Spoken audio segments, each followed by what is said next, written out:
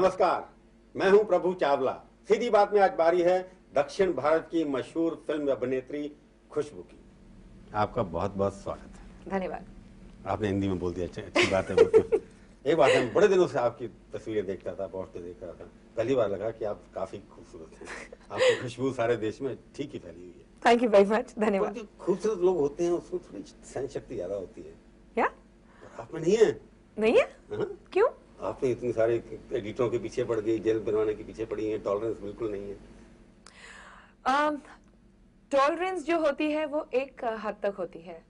अगर कोई एक औरत होने की वजह से मेरा कोई मजाक उड़ाता है या मेरे बारे में कुछ गलत छापता है, तो वो मैं सिर्फ उन्हीं के साथ नहीं, हमारे लोकल भी काफी एडिटर्स रह चुके हैं जो मेरे ब्रिकबैट्स ले चुके हैं, जिनको मैं डायरेक्टली फोन करके काफी डांट चुकी हूँ। तो ऐसे ही बाकी के साथ भी होता है। इसमें तो आपने कहा माफी मांगी है, ये करिए वो करिए। अगर एक व्यक्ति ने आपकी फोटो छाप दी जी, आप इतनी मशहूर हैं जी, इसलिए छापी ना, बाकी सड़क पे चलती औरत की तो फोटो नहीं छापते ना। तो सिर्फ मेरी तस्वीर क्यों छापी? तो उनके घर वालों की किसी की तस्वीर छापते ना, क्योंकि आप इतनी फेमस हैं, सुंदर हैं। मतलब ये तो नहीं मैं पब्लिक फिगर हूँ, पब्लिक प्रॉपर्टी नहीं हूँ, पब्लिक फिगर हूँ। पब्लिक फिगर होने की वजह से मेरी इज्जत करना भी बहुत जरूरी है। नहीं, इज्जत अगर उसने फोटो छापी है, उसके बाद उसने कहा 100% फेक नकली है, हाँ, उसके बाद आपको समझ आने की फोटो छापी है, तो उस फोटो का दुरुपयोग तो नहीं किया उसने। नहीं प्रभु साहब, आप ये तो नहीं कहना चाहेंगे ना कि बीच सड़क में कोई चलता जा रहा है, उसको वो छुरा भोंक दिया, जान से मार डाला, वो गिर गया, फिर कह लो कि नहीं मुझसे गलती होगी, माफ कर दो, मैं तो फांसी नहीं छोड़ूंगा या सजाए मौत तो नहीं लूंगा। बड़े बड़े लोगों के कार्टून छपते हैं, कैरिकेचर छपते हैं। इंदिरा गांधी सहन करती थी प्राइम मिनिस्टर हो गया, खुशबू बिल्कुल सहन नहीं करती। नहीं, मैं बिल्कुल नहीं सहन करूं, क्योंकि मुझे लगा कि मैं एक औरत होने की वजह से आज मेरी उसमें बहुत ही बड़ी बेहूदगी ढंग से, बेहूदपन से एक तुलना की गई है। और अगर मैं आज ये मैटर यही छोड़ दूंगी तो कल को मेरी जब दोनों लड़कियां बड़ी होंगी तो मुझसे डेफिनेटली पूछेंगी कि आपने इस बात को क्यों ऐसे ही छोड़ दिया। इसके लड़की से कहना माफी मांगी, एडिटर ने लिख के छापा उसके अंदर। अरे आपका मतलब है कल को मेरी लड़कियों की कोई तस्वीर छापेगा तो मैं बोल दूंगा अच्छा उसने माफी मार दिया, छोड़ दे। तो मतलब ठीक है, मैं जाके बीच सड़क में किसी के मौत के घाट उतार दूं, फिर बोल दूं माफ करना, गलती हो गई, छोड़ दो, छोड़ देंगे। तो चाहती क्या? बदले की भावना मत से जाए। बदले की भावना आपके अंदर भरी हुई लगती है। बदले की भावना नहीं है, उनको एक चुभन जरूर होनी चाहिए। नहीं, सिखा दूंगी कुछ ना कुछ। नहीं, बिल्कुल नहीं। उनको सिर्फ एक ये बात की चुभन जरूर होनी चाहिए कि एक औरत की तुलना इस तरह से नहीं की जा सकती। मैंने उनसे यही कहा था। पहले तो वो लोग मतलब आउट ऑफ कोर्ट सेटलमेंट की बात करने आए थे, वो लोग खुद ही आउट ऑफ कोर्ट सेटलमेंट की बात करने आए थे। जब वो वर्कआउट नहीं हुआ तो क्या नहीं हम खाली पब्लिक में आपसे माफी मांगेंगे। तो मैंने कहा ठीक है, माफी मांगने की भी जरूरत नहीं है। आपके घर में आप चाहती क्या है? उनके घर में से किसी एक औरत की तस्वीर इसी तरह से 100% फेक एंड जो नीचे स्टेटमेंट था वही डाल दें, बात खत्म। आप औरत की इज्जत की बात कर रहे हैं, दूसरे परिवार की औरत की भी आप कहते हैं अगर आपकी इंसल्ट हुई है, क्या उनकी बहन मां के छापेंगे? तो मेरी माँ नहीं है, मैं किसी की पत्नी नहीं हूँ, मैं किसी की माँ नहीं हूँ, मेरी बेटियां नहीं है, मैं किसी की बहन नहीं हूँ, 3 बड़े भाई हैं मेरे। पर आपने जो स्टेटमेंट पहले थी, जो मेरी मैगजीन में आपने कॉलम लिखा था, उसके बाद जो उस स्टेटमेंट के ऊपर अभी भी स्टैंड करती है, इतनी लिबरल हैं कि आप समझती हैं कि भारत जैसी कल्चर, जिस तरह की संस्कृति जो है, उसके अंदर प्री मैरिज, शादी से पहले सेक्स अगर हो जाता है तो उसमें कोई इतराज नहीं है। शादी से पहले अगर एक सेक्स हो जाता है तो अपने आप को बचाव करना बहुत जरूरी है। मेरा स्टेटमेंट वही था, क्योंकि आज दुनिया में हिंदुस्तान नंबर 1 है HIV में, और हिंदुस्तान में तमिलनाडु अनफॉर्चुनेटली नंबर 1 है।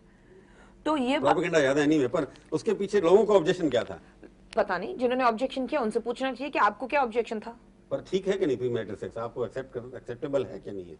अगर हो जाता है तो हो जाता है तो फिर एक्सेप्ट करना ही पड़ेगा ना। हो जाने के बाद तो नहीं कह सकते ना कि क्यों किया, हो गया सो हो गया। ऐसे ही होता है जबरदस्ती ना, कुछ लोग मैं जा रहे हैं आज सेक्स करना है मेरे को।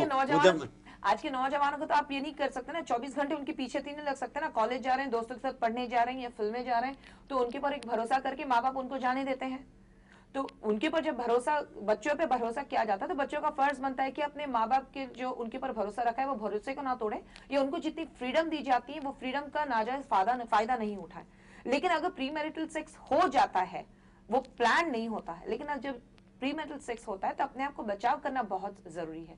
एंड ये भी था कि not only from any kind of diseases, एक अनवांटेड प्रेगनेंसी से भी अपने आप को बचाव करना बहुत जरूरी है एक औरत होने के नाते। तो आपने उस संदर्भ में वो स्टेटमेंट दिया था, पर आपको लगता नहीं कि उस तरह की घटना अगर शादी के बाद भी हो जाए तो भी एक्सेप्टेबल होनी चाहिए? कैसे? वो एक्स्ट्रा मैरिटल अफेयर हो जाता है। हाँ, तो अफेयर क्या? प्री मैरिटल सेक्स सेक्स में तो बॉन्डिंग होती नहीं ना ज्यादा। एक्स्ट्रा मैरिटल अफेयर्स में अगर अगेन वो एक्सेप्टेबल नहीं, क्योंकि आप शादीशुदा हैं, उसके लिए आपको एक्सेप्टेबिलिटी नहीं होगी। किसी के लिए भी एक्सेप्टेबिलिटी नहीं है, क्योंकि शादी के बाद जो है वो एक पत्नी और पति और पत्नी के बीच में एक जो ट्रस्ट होता है, एक भरोसे की बात होती है, बहुत ही इंपॉर्टेंट चीज होती है, एक दूसरे पे भरोसा करना।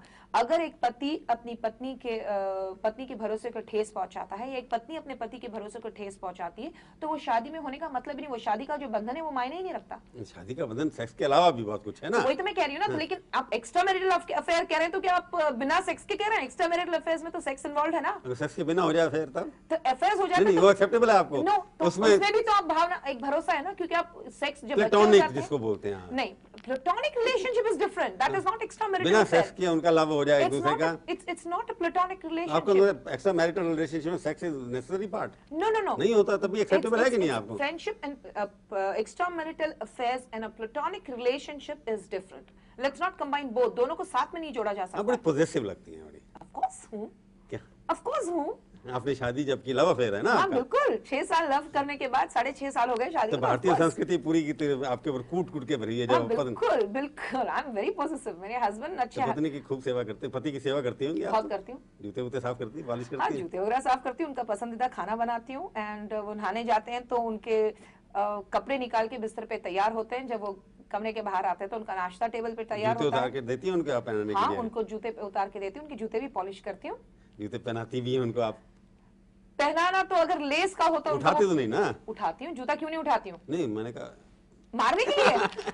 वो मुझे स्टूल रख के बैठना पड़ेगा। वो ही 6'2", 6'2" की हाइट है उनकी, तो मुझे अगर मारना पड़े तो आपको लगता नहीं कि ये जो आप पोस्टरिंग कर रही हैं कि मैं घर में इतनी, तो बिल्कुल एक तो डोमेस्टिक जैसे हमारी सोसाइटी है हिंदुस्तान की, उस हिसाब से रहती हैं, और आपके विचार पब्लिक में किसी और तरह के हैं, तो विचार स्प्लिट public में पर्सनालिटी नहीं है? नहीं नहीं, बिल्कुल नहीं। व्हाट मेरा ये समझ में नहीं आता है कि जो मैं घर में हूँ सो हूँ, वो मेरा एक, दैट्स पार्ट ऑफ मी। लेकिन मेरे विचार जो हैं वो भी मेरा हिस्सा है।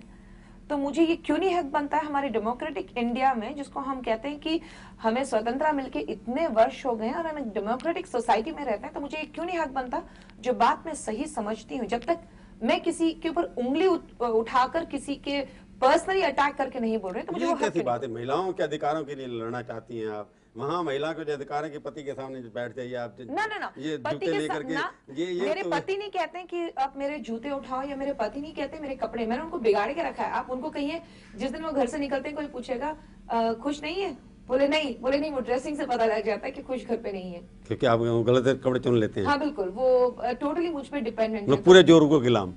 जोरों के गुलाम तो नहीं है, लेकिन प्रोबेबली मेरे टेस्ट पे उनको भरोसा है। आपके ऊपर उनका असर नहीं पड़ा कुछ भी? उनका असर मुझ पर, हाँ। वो चाह रहे हैं कि थोड़ा असर पड़ जाए, क्योंकि बहुत शांत दिमाग के हैं। क्योंकि आप बॉम्बे से आई, वो सीधे साधे साउथ इंडियन, हाँ तो आपने पूरा कब्जा कर लिया उनके ऊपर। बिल्कुल। आपने अपने विचार नहीं, उन्होंने प्रपोज किया था, मैंने नहीं कब्जा किया। पर उनके साथ काम क्यों नहीं किया फिल्म में आपने फिर? किया, उनकी पहली फिल्म जो थी, उसके बाद प्यार हो गया ना? हाँ, उस वक्त प्यार हो गया। उसके बाद में जब दूसरी फिल्म की, उसके बाद मालिक बन गया आप उनकी? हाँ बिल्कुल, वो घर की मालिक, होम मिनिस्टर जो कहते हैं, वो बन चुकी थी मैं, and I was pregnant with my first child. तो उस फिल्म के बाद मैंने डिसाइड किया उनके साथ काम नहीं करूंगी, बहुत टॉर्चर करते हैं मुझे। पर जब आप बॉम्बे से यहाँ पर आई तो आपको लगा नहीं कि कल्चरल शॉक होगा? क्यों आई आप वहाँ से बॉम्बे यहाँ? नहीं, मुझे कल्चर शॉक बिल्कुल नहीं था, क्योंकि बॉम्बे में मैं कभी भी पार्टी गोयर तो हूँ नहीं कि मुझे पार्टीज में जाना है या पब्स में जाना है या डिस्कोथेक जाना है, उस तरह की तो कभी भी मेरी अपब्रिंगिंग थी नहीं। बॉम्बे से जो यहाँ 86 में मामा और पापा दोनों अलग हुए थे, तो उस वक्त हम लोग मद्रास में थे, एंड पापा हम लोग को बस यूं ही छोड़ के चले गए, I am out of the life बोल के छोड़ के चले गए। तो 3 भाई थे, एंड बड़े भाई एंड मम्मी, एंड जगह बिल्कुल नई थी। फादर की वजह से आपको ये एक ट्रेजेडी हो गई कि आपको बॉम्बे से यहाँ पर शिफ्ट होना पड़ा। जी। तो उस वक्त आप कितनी उम्र की थी? 16 साल की उम्र में तो काफी तकड़ी हो जाती है, लड़ाई करने के लिए तैयार होती इसलिए हैं तो- लड़कियां, रेबल होती हैं उस वक्त। बिल्कुल। तो आप तब से रेबल हैं? हाँ बिल्कुल रेबल हूँ, क्योंकि उनका कहना था कि डेफिनेटली तुम मेरे पैर के तलवे चाटते थे, मुझे ढूंढते हुए आओगी। उनके डायलॉग्स थे जब जो छोड़ के जा रहे थे, एंड मैंने कहा था नहीं। तो उसके बाद मिली अभी तक उनको? बिल्कुल नहीं। तब से अभी तक फादर को मिली नहीं आप? तो इतनी जिद्दी हैं उसके, बाकी परिवार के लोग मिलते हैं उनसे? पता नहीं, मैं पूछती भी नहीं। भाइयों से पूछा भी नहीं आपने? नहीं। उनसे फादर के बारे में आपके घर में बात नहीं होती? नहीं। इसका काफी असर पड़ा उसका आपके बिल्कुल। जिंदगी के ऊपर। बिल्कुल। तो मैं सोचता हूँ कि जब आप वहाँ से आई तो उसके अंदर एक परेशानी और भी होती है। जब साउथ इंडिया में आते हैं लोग, जहाँ से लोग जाते हैं वहाँ पर कब्जा करने के लिए, यहाँ से वैजंती माला गई, यहाँ से अपनी रेखा जी गई, काफ़ी साउथ इंडियन फिल्म जो हैं जहाँ श्रीदेवी जी गई, श्रीदेवी जी जयप्रदा। उतनी मशहूर नहीं हुई जितनी बाकी लोग ये दोनों हो गई। उसके तो उस कैटेगरी में आपको लगता नहीं था कि वहाँ पर आपको ज़्यादा चांसेस मिल सकते थे इस यहाँ के मुकाबले में? नहीं, पता नहीं, जब मैंने एज अ चाइल्ड आर्टिस्ट मैंने शुरुआत की थी, एंड उसके बाद जब हीरोइन बनी 14 साल की उम्र में, पहली फिल्म की मैंने एज अ हीरोइन, तो लेकिन उस वक्त उठने बैठने का ढंग नहीं था क्योंकि बचपना बहुत था, एंड एक डर सा था क्योंकि पापा हमेशा साथ रहते थे, तो एक डर रहता था हमेशा, उनसे बहुत डरती थी मैं। तो उठने बैठने का तरीका नहीं था, लोगों से बात करने के लिए भी डरती थी, एक कॉन्फिडेंस लेवल बिल्कुल नहीं था, हमेशा एक अपने ही एक शेल में रहती थी। तो एंड पिताजी से काफ़ी डर के रहती थी। बिल्कुल, उनका असर आपकी जिंदगी में अभी भी दिखाई देता है, लगता है उससे। लोग मुझसे डरते हैं। मैं आपसे बात करूंगा और क्या असर जिंदगी में आप पड़ा उनका, एक छोटे से ब्रेक के बाद। सीधी बात में आपका एक बार फिर से स्वागत है। आज हम बातचीत कर रहे हैं साउथ इंडियन फिल्म एक्टर खुशबू से। एक बड़ी परेशानी क्या है, हम जो देखते हैं पर उसमें it is not a reflection anybody, कि नॉर्थ इंडिया जो बॉलीवुड में लड़कियां होती हैं स्लिम, पतली, दुबली, कम सिन, वो सक्सेसफुल मानी जाती हैं। यहाँ जो आती हैं थोड़ी सी सेहत के मामले में उनको रिचनेस होनी चाहिए, खाते पीते घर आने के, हाँ, खाते पीते लोग होनी चाहिए, खाते पीते लोग रहते तो हैं। वो सक्सेसफुल हो जाती हैं यहाँ जी। पर। कि क्या कारण क्या है इसका? प्रॉबेबली यहाँ पर जो एक ऑडियंस पॉइंट ऑफ व्यू जो देखा जाता है, जनरली औरतें जो होती हैं यहाँ पर, वो थोड़ी सी घरेलू औरतें जो होती हैं थोड़ी सी भारी होती हैं, टिपिकल साउथ बक्सर इंडियन, जिनको- हाँ, टिपिकल साउथ इंडियन वुमेन जो कहते हैं। तो जब मैं यहाँ आई थी, मैं इतनी भारी भी नहीं थी, I was quite okay to the standards. In fact मेरी याद है, मेरी पहली फिल्म जो थी तेलुगु फिल्म, उस वक्त रामानायडू साहब हमेशा बोलते थे कि थोड़ा वेट डालो, थोड़ा वेट डालो। और मेरी सेकंड तमिल फिल्म थी वर्षम पदिनार, उस वक्त भी बोला जाता था थोड़ा भरना चाहिए, थोड़ा भरना चाहिए। तो भरी तो ऐसा भरी कि उतरी ही नहीं कभी। इसका मतलब यहाँ पर उस हिसाब से अपने आप को ढाला आपने। हाँ, लेकिन आज जो साउथ इंडिया यहाँ में भी थोड़ा सा वेटी होना या रिचनेस होना, खाते पीते घर की दिखाई देना देखिए, सक्सेस आज- के लिए जरूरी है। नहीं, खूबसूरत success- तो आप हैं ही, चेहरा तो आपका अच्छा है। बिल्कुल, लेकिन अभी साउथ में भी जो है वो बिल्कुल भारी भरकम जो है वो अभी भी एक्सेप्टेबल नहीं है। मतलब यहाँ पे भी ट्रेंड बदल रहा है। You have to have a nice slim waistline, वो National- एब्स बिल्कुल वॉशबोर्ड की तरह होने चाहिए। तो वो ट्रेंड वापस यहाँ आप पर बॉम्बे भी आ की फिल्मों में क्या अपने आप को समझते हैं कि जो जितना भी काम आपने किया वहाँ अपने आप को फेल एक्ट्रेस मानेंगी ना आप? रहा है। बिल्कुल, मैं फेल्ड एक्ट्रेस हूँ एज बॉम्बे इज कंसर्न। क्यों हुई फेल आप? तो आपको गलत कैरेक्टर दिया लोगों ने, पहचाना नहीं आप नहीं, किस फिल्में कैरेक्टर मैंने की हैं, गलत की। क्या आप रेबल हैं, इस तरह की नहीं, एक्टिंग मैंने करते हैं? फिल्में गलत की, फिल्में वहाँ पे जो थी वो गलत की। जो मैं डिपेंडेंट थी कुछ फिल्मों में, जो मैं लीड कर रही थी, डिपेंडेबल थी कि वो 2 फिल्में मेरी हिट हो जाएंगी तो उससे मार्केट अच्छी हो जाएगी। जैसे एक जानू थी जाकी श्रॉफ साहब के साथ, और तन बदन थी गोविंदा के साथ। तो गाने भी बहुत अच्छे थे एंड बहुत बड़ी फिल्में थी दोनों, तो लगा कि अपना एक करियर बन जाएगा यहाँ पर। लेकिन अनफॉर्चुनेटली दोनों फिल्में बॉम्ब हुई, एंड जो फिल्म सक्सेसफुल हुई वो थी मेरी जंग, जिसमें मैं अनिल कपूर जी की बहन का किरदार किया था। एंड उसमें जो मेरा एक गाना था बोल बेबी बोल रॉक, वो गाना भी बहुत फेमस हो गया। तो लोगों ने इमीडिएट ये कैपिटलाइज किया कि अरे वो अनिल कपूर की बहन का रोल किया ना खुशबू मेरी जंग में, तो वो उसमें एस्टैब्लिश हो गई। तो उस वक्त बॉम्बे इंडस्ट्री का ये ढंग था कि अगर आप एक बार बहन का रोल कर लें तो सब बहन के रोल में देखना चाहते हैं आपको, लवी डबी रोल में नहीं, रोमांस में कहीं रोमांस नहीं। में नहीं देखना चाहते। तो यहाँ पर भी आपके फैन क्लब ने सुना है कि आपको मंदिर मंदिर को बना दिया कहीं पर, जी, वो तो एक्सेप्शन हुई होगी कोई आपके? हाँ, प्रोबेबली अगेन वो कैरेक्टर की वजह से, जो उस वक्त मैंने फिल्म की थी चिन्नतंबी, वो फिल्म में जो कैरेक्टर था उस ढंग से था, तो शायद उसकी वजह से वो लोग, जैसे मैंने कहा, फैनेटिक्स एक फेस वैल्यू पे ले लेते तो हैं आपकी लोग। वहाँ क्या तस्वीर लगाई थी या स्टैचू बना दिया था हम लोगों ने? जो खुद को पता नहीं, मैं कभी गई नहीं उस तरफ। परंतु लगता नहीं कि जब आप यहाँ पर आई कोई परेशानी नहीं हुई आपको, जैसे गॉडफादर कोई नहीं, कोई गॉड मदर कोई नहीं, तो आपको रोल देने में, फिल्म देने में? नहीं, उस हिसाब से देखने जाएंगे तो मैं बहुत फॉर्चुनेट रही हूँ, बिकॉज मेरे जो करियर वाइज था बहुत स्मूथ सेलिंग था। तेलुगु फिल्म जो थी, रामानायडू साहब मुझे ढूंढते हुए आए थे क्योंकि वो वेंकटेश को इंट्रोड्यूस कर रहे थे उस वक्त। तो वेंकी ने एक्चुअली मेरी जंग देखी थी, वो बोल बेबी बोल गाना देखा था, एंड वेंकी ने वो मुझे रेकमेंड किया था अपने फादर से कि वो लड़की अच्छी रहेगी साउथ आपको लगता इंडियन। है कि बॉम्बे की लड़कियां यहाँ के सक्सेसफुल हो सकती हैं, डोमिनेट कर सकती हैं, पति भी ढूंढ लेती हैं, रोल भी ढूंढ लेती हैं? एक करियर बनाना हो तो फिर उसके लिए एक भाषा की जरूरत नहीं होती, आपको एक एक्सप्रेशन हो तो काफी है। अगर आपको लगता है कि एक फिल्म जो आप कर रहे हैं वो आप फिल्म 100% सिंसियरिटी के साथ अपना जब तक काम करें, तो आई थिंक आपको सक्सेस तो कहीं भी मिल जाएगी।